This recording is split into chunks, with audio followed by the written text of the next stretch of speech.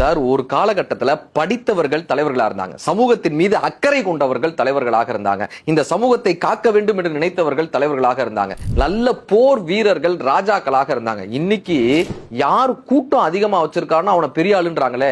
கல்யாணத்துக்கு பொண்ணு பார்க்க போனா இன்ஸ்டாகிராம்ல எவ்வளவு ஃபாலோயர்ஸ் கேட்கறாங்களே. கூட்டம் அதிகமாக வைத்திருப்பவனை தலைவன் கொண்டாடிட்டு இருக்காங்களே.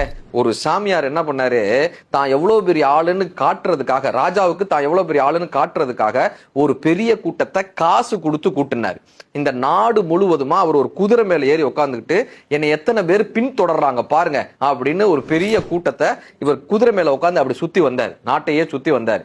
ஒவ்வொருத்தனும் அவன் ஊர் வரும்போது அப்படி அப்படியே கலந்துக்கிட்டான், காசை வாங்கி அப்படி அப்படியே கலந்துக்கிட்டான். திரும்ப இந்த சாமியார் சுத்தி வந்து பார்த்தா ஒரே ஒருத்த மட்டும் கூட இருந்தான். எங்கப்பா மத்தவங்களான்னாங்க. அவன் அங்க போயிட்டாங்க.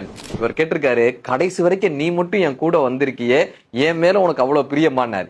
அவன் சொன்ன, அதெல்லாம் ஒண்ணும் இல்ல, நீ அந்த குதிரையையும் குதிரைக்கான வாடகையும் கொடுத்துட்டேன்னா நான் பாட்டு குதிரையை கூட்டு போயிருவேன், நான் அந்த குதிரைக்காரையா அப்படின்னாராம். சார், கூட்டம் கூட்டுபவன் எல்லாம் தலைவன் அல்ல.